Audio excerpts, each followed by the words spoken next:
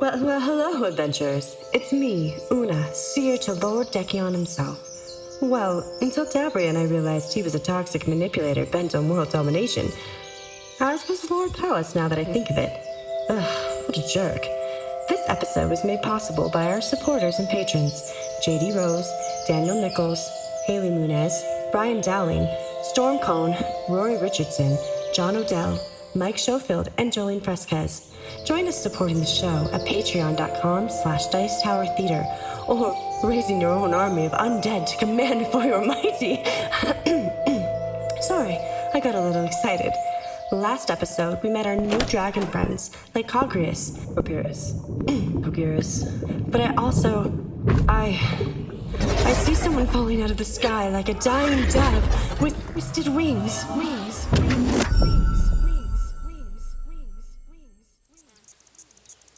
Dawn of Dragons, Season 4, Episode 8, Wings of Fire. An old shepherd stood on a quiet hillside in the northeast of Trull. He'd been watching the shadow of the Dark Army approach the ruins of Garnet Keep for the past 3 days. Though seeming slow in their preparations, there was a method behind their madness. He had warned some friends joining the rebellion a few days ago that he had seen them building up for an attack. Hopefully, the heir of Garnet Keep was prepared.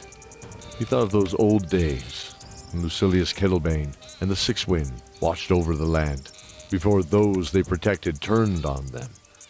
He scratched the dusty tan and gray head of his guest's trusty pet jackal. Them were the best times, weren't they, boy? Yes, I know. Go, boy. Go fetch your Master Shimi. I want to talk with him about... What is it? Oh, my. A brilliant glint caught his eye from the sun behind him. Bursting from the lower cloud bank, he saw what appeared to be a brilliant bronze ball that glittered as it plummeted towards the earth a few miles between himself and the approaching Dark Army. Thin wisps of trailing clouds followed closely, like a falling star.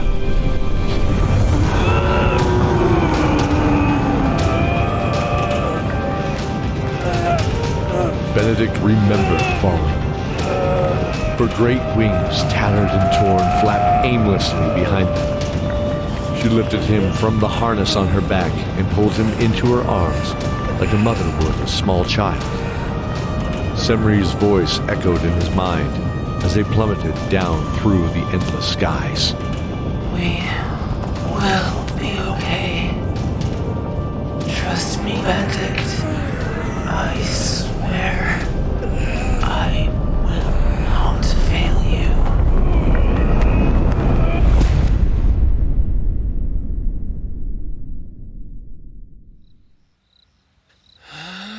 The smell of the crushed grasses beneath him was sweet-smelling, mixing with the settled dust on the breeze.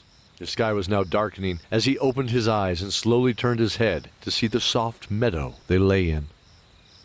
Crickets were beginning their song in the tall grasses, surrounded by scattered birch and aspen trees. Looking past the edge of the tree's natural line, he could see the war fires of the camp now a mile or so out, he guessed. Beyond that was the setting sun over the mountains. More importantly, Garnet Keep was now mere miles away and up the pass on the other side. He stopped to listen. No movement. No scouts. Well, he hoped. A labored breath came from behind him. Lying there in her human form was Semri. Her wise and kind face was marred by the scars of battle. Her breath was labored and raspy.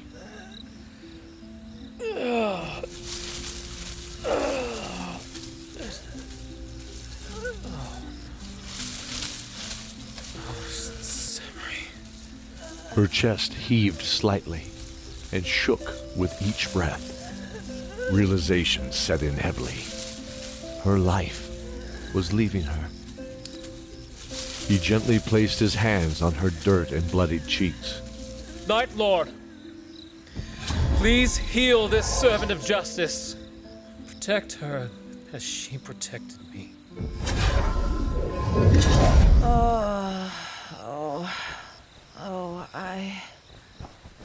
Hello, Benedict.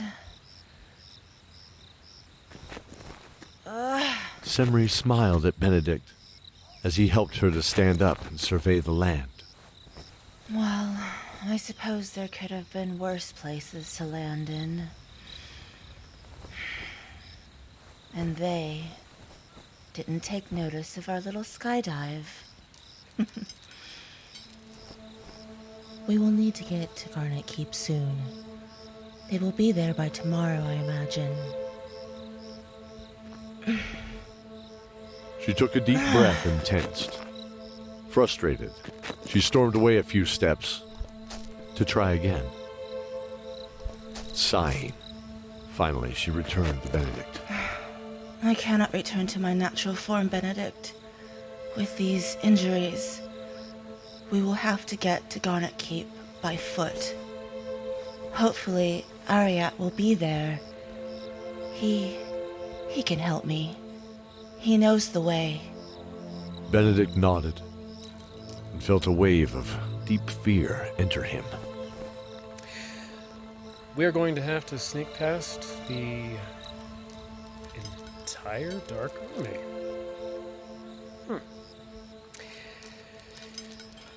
Time to make Zoran and Zane laugh, I guess.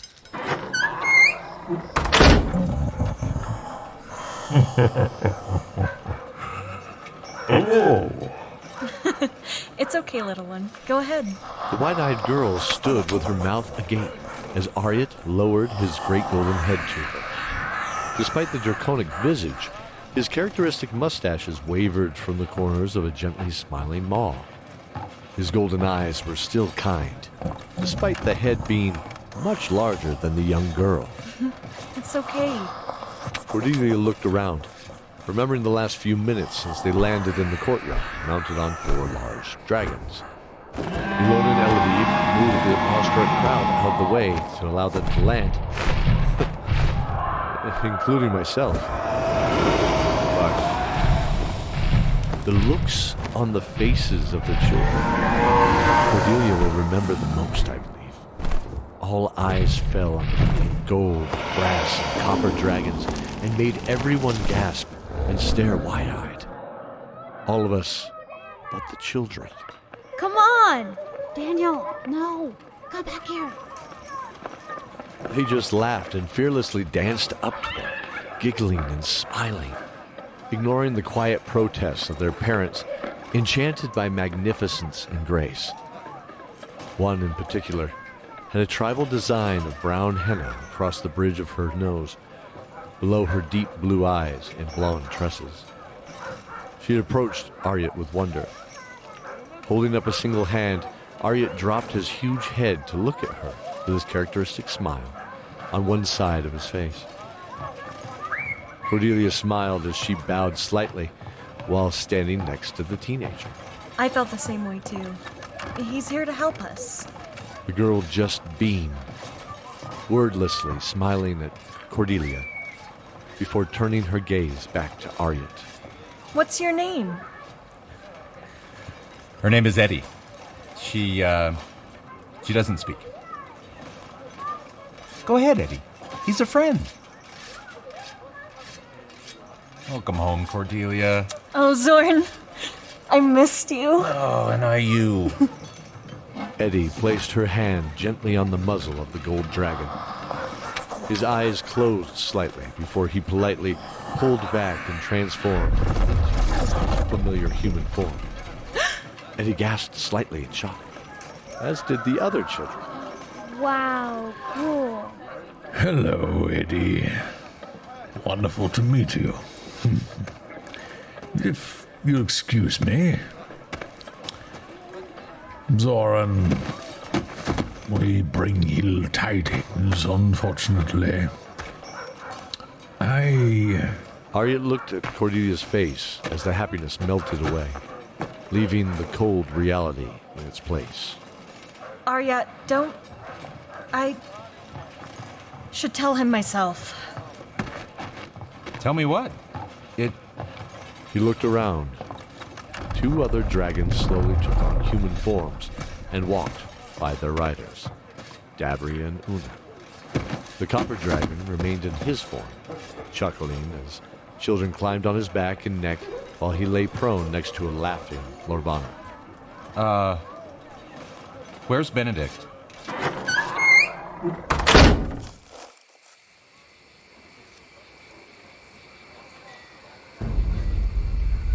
The voices carried through the night air from the nearby camp.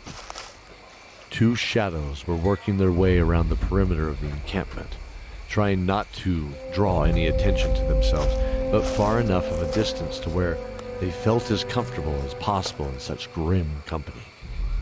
Man, ogre, and orc were feasting around the many campfires. The heavy and familiar smell of a thick stew carried alongside it. Benedict's stomach growled. Semri smiled gently. Benedict, what is that wonderful smell? Just beans and ham, if I were to guess. Ah, that makes sense. It has been a long time since I have tasted ham. I did enjoy it so very much. Before they all came. Semri, how long were you imprisoned in Emrook? It was a long time, to be sure. A decade in that dark dungeon, according to what we've been able to piece together. Though they took their time, they set that trap slowly and carefully. How do you mean? Well, it started well before that fateful day. Possibly 13 or 14 years, I believe, prior. That would be a few years before you were even born, dear Benedict. We were guests and protectors of our friends, the kobolds. Not rulers, mind you, but guardians. It was our service to travel to Enrook periodically and assist them with what we could. Guidance or the occasional building. We were treated as the experts, and they all looked up to us. But Her voice trailed off as she heard cackling from the camp. Memory washed over her mind briefly. Unpleasant memory of that cell they lived in for so long. The greasy walls and hot, humid air they shared clouded her emotions, leaving a hot pit in her heart. But what, Semri? Please go on. there's no denying, my friend, that we were treated like royalty, and we grew accustomed to it. When Meldros came, he showed them another way, a way of money and commerce. They opened up trade routes with the barons, and the Minotaurs of the North found a way with their shallow drafted ships to navigate to the once isolated city. We saw the signs, Benedict, but we ignored them. It was their actions and only affected them after all, not us. We just went about our way. We left and returned the following year. The arena was being built where one of the many temples once stood. No matter, we had many temples erected to us, to the good dragons. Soon they began to hold games there, feats of strength and dexterity. And one day, an accident on the field as two kobolds locked in sparring led to one's death. The crowd cheered, yet still we ignored it. We were reminded it was not our way. A way that only costs a few lives, it seemed. No big matter. Over the years, our visits were met with less and less enthusiasm from our friends. We slowly faded out of their favor to this new arena. But there were a few dedicated who ensured we enjoyed all our previous luxuries, unfortunately keeping us blind to what was happening around us over those years. Then Pallas and Decion returned, with that crown, and our cousins. She paused for a moment as they carefully stepped through the soft meadows, well outside the campfire light, shrouded in darkness. They could see the outline of huge hulking bodies now, on the far side of the camp. Thankfully, the unmistakable red and blue scales moved as they too enjoyed their feast before what they saw to be the eve of another great victory. There is no love between us dragons, Benedict. The metallic dragons took oaths long ago to uphold justice and balance throughout the land where we saw fit. You see how comfortable we are in our other forms. Honestly, I rather enjoy it, getting to walk with someone such as you, and discuss things in the world, or share stories without it being awkward. I have to say, if this wasn't the dire situation it is, with the current disagreeable company we have close by, and despite the searing pain in my back, I'd say this is a great evening. Walking with a great friend. I agree. Thank you. So, what of the other dragons? Do they have human forms as well? Semri looked in the distance at the dragons of the Dark Army, remembering. Oh yes, Benedict. We all have another form. Though not all are human specifically, it just depends on the dragon and the people they interact with. You see, my home and elders believe the form is a gift. So we are actually weaned of our dragon form at the time we enter this world. How? She closed her eyes, remembering a not too pleasant memory. Well, actually, you saw something similar in the Defiler's chamber beneath the temple. Through magic, the dragon essence is removed. The Dark Clerics used a similar method based on what they found out about our way. But whereas we just put to sleep that part of our being, waiting for the right moment to be discovered, they tapped it and tried to remove it altogether for their own purposes. Our cousins believe, to my understanding, that the form is a weakness, and they prefer to use it only for stealth and deception. We believe we should walk the land with the various peoples for a time, before being granted our true form, to teach us. Humility. Yes. Well, that explains why each of you is so unique. Ymir is so different looking. Yes. My brother spent much of his time in the north of Kur, embracing the culture of the desert nomads. I actually stayed on this continent, enjoying my time traveling through the Glen Valley and Darkovnia. But this was all hundreds of years ago. The weight of that statement listed on the night breeze gently as the two companions continued their journey. But then something shot through Benedict's mind briefly. Something familiar, but long forgotten until now. I don't believe this. You said a crown? That palace had a crown. What did it look like?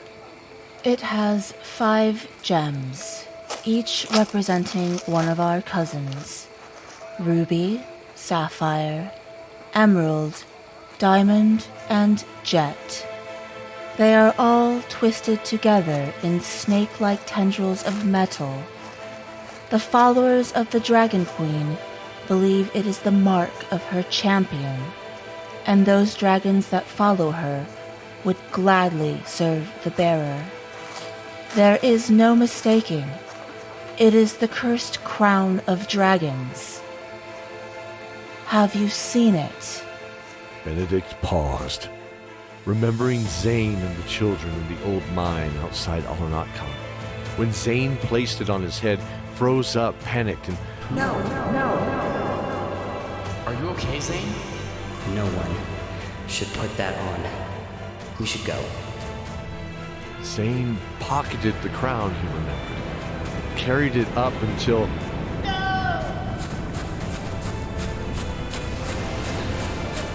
Child, and let me show you the darkness of my queen. He fell at the feet of Decion in Palace that fateful night. He could see the crown lying next to him now, in the rain and mud.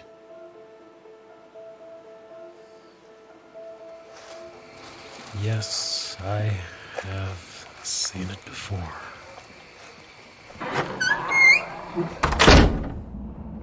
I suggest these trenches here we ensure are trapped and hidden. Agreed. Knowing their tactic, they will lead on the ground first. Before they bring the dragons, their hope will be coming back here. The ballistas will be the biggest threat to them in the air.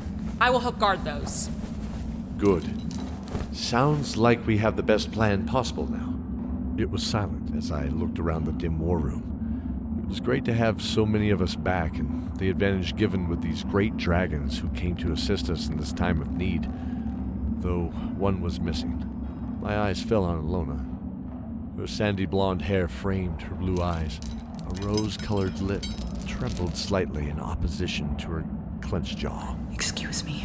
I watched Una, Kogiris, and the rest of the group step away to allow her to leave the room. Who could understand what was going through her head? The siege on her home, her son missing. All these terrible memories now manifesting themselves again like a terrible dream. My heart went to her. I waved my hand. We can disperse for the night. May the knight and maiden watch over us all on the battlefield tomorrow. Above all else, do not lose hope. Everyone began to leave. It was then I noticed Zoran standing by the window, looking out upon the courtyard. The giggles of children could be heard faintly, as the parents gathered them to rest as well. I stepped next to my friend, as I peered down to see Chaco speak kindly to each one, wishing them a good night. He's got the right heart to defend them. You made a wise suggestion, Zoran, keeping them here at the keep. Thank you. Kogiris, do you have a moment? He turned from leaving the room with Una, placing a gentle hand on her shoulder. She nodded in understanding as he came to join us. Yes. What do you need?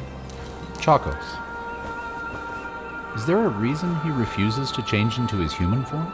I saw the mood of Kogiris darken slightly as he looked out into the twilight of the evening. He doesn't refuse to, my friend. He would if he could. What do you mean? When we polymorph between our forms, we speak something very special. A word. A word only we know. We learn it as we go on our journeys as young ones. We clad ourselves as humans or whatever people we wish to associate with. My baby sister, for example. Last we heard, she was traveling in the forests and the woods, searching for her word, no doubt dressed as an elf. You see, We have to learn to coexist with you all. Not just a mere suggestion. Our culture dictates it. The word comes to us when we least expect it. It just is. And it's ours. And only ours. Individualized for each dragon. And what happened to Chacos? His eyes softened slightly as he looked again at his ancient friend, saying goodnight to the children. Chacos stayed behind when we tried to escape Enrook many years ago. When Maldros and Palos turned the kobolds against us,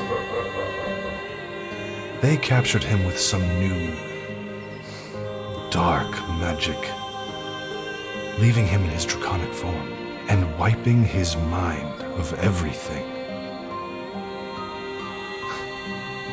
Well, they tried to, but his will was too powerful, and he was able to hold on to one thing. Not a word, no, but a concept. And what was that? The last thing he ever promised anyone. That he would defend that hall from any enemies. When he was overrun, he was told we all had died. In guilt and grief from failure, he swore allegiance to the kobolds and their new friends. He agreed to stand watch and never let those escape who killed his friends, who killed us, not knowing.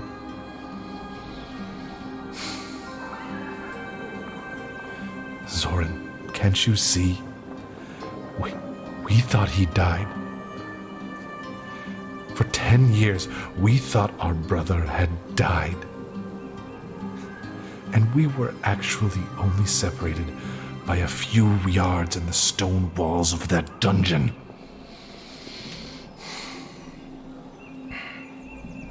And as it turns out, I guess, he thought we had too.